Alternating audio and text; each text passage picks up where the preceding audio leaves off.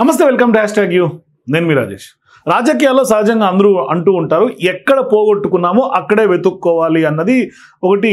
చాలామంది ప్రముఖ పొలిటీషియన్స్ అందరూ ఆ దిశగా అడుగులు వేస్తుంటారు. వాళ్ళు ఆ దిశగానే కొంత వ్యూహాలు రచిస్తూ ఉంటారు. సో ఇట్లా ఇప్పుడు అదొక అంశం అయితే, సొంత గడ్డ అంటే సొంత గ్రామం, వీటికి కూడా కొంత ప్రియారిటీ ఎక్కువగా ఇస్తుంటారు. సొంత గ్రామం, సొంత నియోజకవర్గం, ఇట్లా వాళ్ళు ఏ స్థాయికి రాజకీయంగా వెళ్ళినప్పటికీ కూడా ఆ సొంత గ్రామానికి, సొంత జిల్లాకు, సొంత ప్రాంతానికి, సొంత నియోజకవర్గానికి ఖచ్చితంగా వాళ్ళకి కొంత విడిదిరినటువంటి బంధం ఉంటుంది, మమకారం ఉంటుంది, వాళ్ళకి ఏదో ఒకటి చేద్దామనే తపన ఉంటుంది.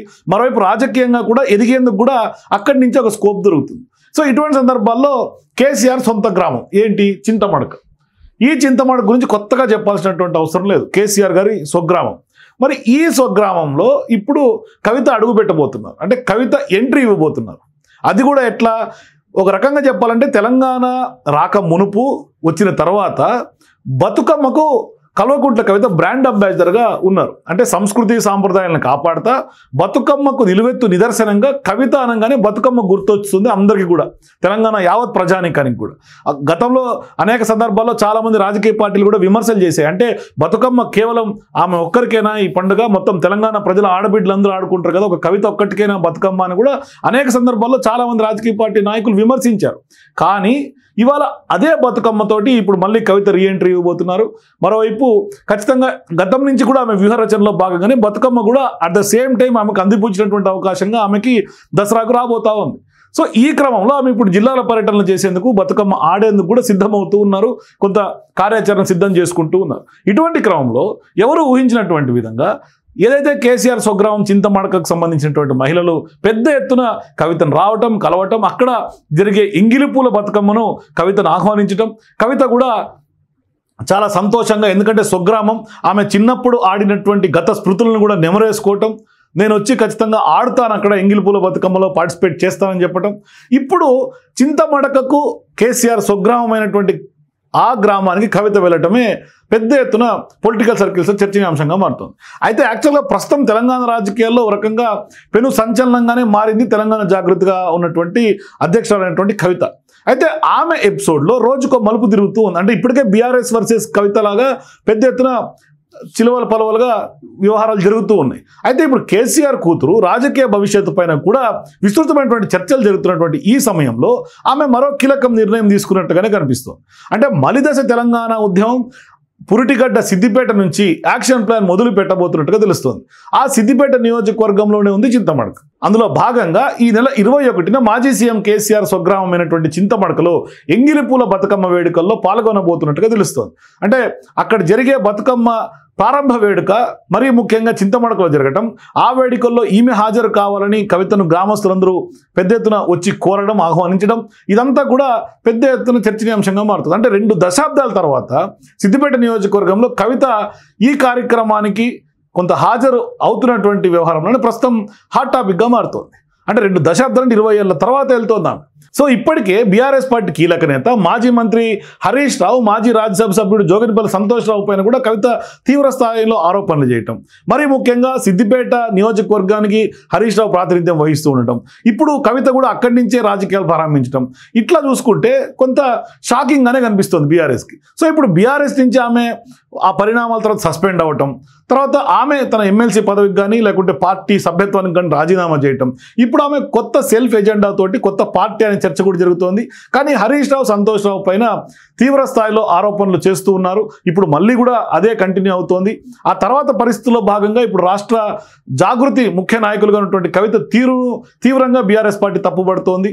అయితే ప్రెస్ మీట్లు పెట్టి కవిత బీఆర్ఎస్ను నష్టం కలిగించేలా విమర్శలు చేయడాన్ని బీఆర్ఎస్ పార్టీ తీవ్రంగా ఖండిస్తోంది. ఇదిలా ఉంటే ఇప్పుడు ఎమ్మెల్యే హరీష్ రావు విదేశాల నుంచి హైదరాబాద్ తిరిగి వచ్చిన తర్వాత ఆ క్రమంలో కవిత చేసినటువంటి ఆరోపణలపైన కూడా ఆయన కూడా మాట్లాడుతూ ఆమె విజ్ఞతకే వదిలేస్తున్నా అంటూ కూడా ఆయన వ్యాఖ్యలు చేశారు. సో ఇప్పుడు దాని తర్వాత ఎర్రవల్లిలో మాజీ సీఎం కేసీఆర్తో కూడా మాజీ మంత్రి హరీష్ రావు మంత్రాలు జరిపారు. ఇప్పుడు హరీష్ రావు, కేసీఆర్ ఇరువురు కూడా కాళేశ్వరం సంబంధించినటువంటి వ్యవహారంలో సిబిఐ విచారణ ఎదుర్కొంటున్నారు. మరోవైపు కవిత ఎపిసోడ్ పైన కూడా వాళ్ళు సీరియస్గానే ఈ మధ్యకాలంలో భేటీలో సీరియస్గా చర్చ సుదీర్ఘంగా సాగినట్లుగా కనిపిస్తోంది.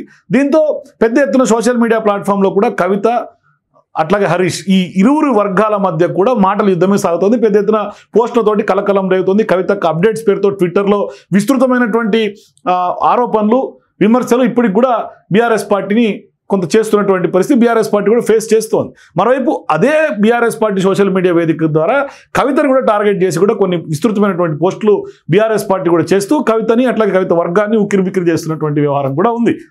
అయితే ఇక్కడ గులాబీ పార్టీ ఎక్కడైతే ఆవిర్భావం తర్వాత జరిగినటువంటి తొలి ఎన్నికల్లో 2004లో కేసీఆర్ సిద్దిపేట అసెంబ్లీ అట్లాగే కరీంనగర్ సంబంధించినటువంటి లోక్సభ అంటే రెండు చోట్ల కూడా పోటీ చేసి ఆయన రెండింటి దగ్గర కూడా గెలిచారు. అయితే దాని తర్వాత సిద్దిపేట ఎమ్మెల్యే పదవికి ఆయన రాజీనామా చేయడం, కరీంనగర్ ఎంపీ స్థానం నుంచి ఆయన ప్రాతినిధ్యం వహించడం. అయితే ఆ ఉప ఎన్నికల్లో కేసీఆర్ మేనల్లుడు ఖచ్చితంగా హరీష్ రావు సిద్దిపేట నుంచి రాజకీయ అరంగేట్రం చేసి వరుసగా 7 సార్లు ఇప్పటిదాకా హ్యాట్రిక్ విజయం సాధించినటువంటి వ్యక్తి హరీష్ రావు. అక్కడ ప్రజానికానికి కూడా అందరినీ కూడా సొంత ఇంటి మనుషులాగా ఆయన ఓన్ చేసుకుంటూ ఉంటారు. సో ఇప్పుడు ప్రతి ఎన్నికల్లో హరీష్ రావు తన మెజారిటీని పెంచుకుంటున్నారే తప్ప రాష్ట్రంలో ఎక్కడ కూడా తిరుగులేనటువంటి నాయకుడిగా ఎదిగారు. ఎక్కడ కూడా ఆయన మెజారిటీ తగ్గలేదు. అయితే ఇప్పుడు హరీష్ రావు సిద్దిపేట ఎమ్మెల్యేగా పోటీ చేసిన ఆనాటి నుంచి ఇప్పటి వరకు కేసీఆర్ కుటుంబ సభ్యులు ఎవరు కూడా సిద్దిపేట రాజకీయాలను పెద్దగా పట్టించుకున్నటువంటి దాఖలాలు లేవు. అంటే ఆ రాజకీయాలకు ఎవరు ఏలు పెట్టలా, అక్కడ ఎవరు దాంట్లో పెద్దగా డిస్టర్బ్ చేసినటువంటి పరిస్థితి. తాజాగా ఇప్పుడు చోటు చేసుకుంటున్నటువంటి పరిణామాల నేపథ్యంలో ఈ నెల 21న ఎంగిలిపూల బతుకమ్మ సందర్భంగా ఆ పండుగ పురస్కరించుకొని ఇప్పుడు కల్వకుంట్ల కవిత చింతమడకు వస్తుండటం, మరోవైపు ఆ చింతమడక సిద్దిపేట నియోజకవర్గంలో ఉండటం ఇప్పుడు చర్చనీయాంశంగా మారుతోంది. తాజాగా కవిత రాజకీయంగా తీసుకునే నిర్ణయంపైనే విస్తృతమైనటువంటి చర్చలు రాజకీయ వర్గాల్లో సాగుతూ ఉన్నాయి. అంటే కొత్త పార్టీ పెడతారన్న ఒక ప్రశ్న, వేరే పార్టీలో చేరి పుట్టిన గడ్డ నుంచే పోటీ చేస్తారని మరో ప్రశ్న, అట్లాగే మెట్టినిల్లైనటువంటి నిజామాబాద్ నుంచి బరిలో దిగుతారా అనేది మరో ప్రశ్న. ఇప్పటిదాకా ఆమె నిజామాబాద్ జిల్లా సెంట్రిక్గానే రాజకీయాల్లో ఉన్నారు ఆమె. మరి ఇప్పుడు రాజకీయ వర్గాల్లో జోరుగా జరుగుతున్నటువంటి చర్చ, వస్తున్నటువంటి ప్రశ్నలు, మరి బీఆర్ఎస్ పార్టీ కొంచెకోటగా ఉన్నటువంటి సిద్దిపేటలో కేసీఆర్ కుటుంబం నుంచి ఆల్రెడీ హరీష్ రావు గారు ఉన్నారు. ఇప్పుడు ఆయనకు ధీటుగా ఇప్పుడు ఆ పార్టీ వ్యతిరేక కార్యక్రమాలు మొదలు పెడుతున్నటువంటి నేపథ్యంలో రాష్ట్ర రాజకీయాల్లో పెను సంచలనంగా మారుతోంది. అయితే ఇప్పటికే హరీష్ రావు మీదే టార్గెటెడ్గా కవిత చేసినటువంటి వ్యాఖ్యలు, ఆమె ఇప్పటిదాకా నిజామాబాద్లో గతంలో ఓడిపోయినటువంటి సందర్భంగా ఆమె మీద బీఆర్ఎస్ పార్టీ చేసినటువంటి కుట్రలు కూడా చెప్పినటువంటి నేపథ్యంలో ఇప్పుడు ఆమె బతుకమ్మ ద్వారా కొంత గ్రౌండ్ బేస్ బిల్డ్ చేసుకొని మళ్ళీ కొంత ఆమె జాగృతిని స్ట్రెంగ్తన్ చేస్తూ ఇప్పటికి అడుగులు వేస్తున్నారు, కార్యాచరణ సిద్ధం చేసుకున్నారు. ఇప్పుడు బతుకమ్మకు సంబంధించినటువంటి వ్యవహారంతో కూడా ఆమె పండుగని కొంత అందిపుచ్చినటువంటి అవకాశంగా మళ్ళీ ఆమె సెంటిమెంట్స్ తోటి తెలంగాణ సెంటిమెంట్ అట్లాగే బతుకమ్మను కూడా కొంత ఓన్ చేసుకొని ఇప్పుడు ఆమె చింతమడక నుంచే ఆమె స్టార్ట్ చేయబోతున్నారు, ఎంట్రీ ఇవ్వబోతున్నారు. ఇప్పుడు చింతమడకలో కవిత ఎంట్రీ ఏ విధమైనటువంటి రాజకీయ చిచ్చును రాజేస్తుందని మాత్రం పెద్ద ఎత్తున హాట్ టాపిక్గా మారుతుంది. మీరు కూడా చింతమడకలో కవిత ఎంట్రీ పైన మీ అభిప్రాయాలు కింద కామెంట్స్ తెలియజేయండి. For more videos please watch #.